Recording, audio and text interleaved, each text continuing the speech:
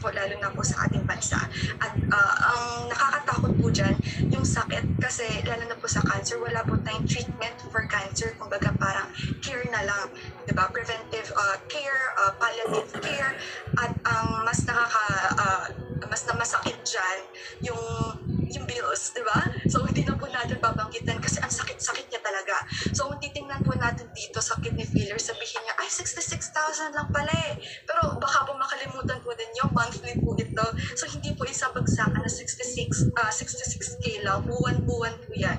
Kapag meron kang kidney failure, buwan-buwan po yan, 66K. So, imagine, this amount of money, makakapagpa-aral na tayo sa isang magandang eskwelahan, makakapagpa-aral na tayo ng anak natin sa college, sa isang private school, pre-med course, pre-law course, diba? Grabe. Okay, so, isa pa dyan, kasi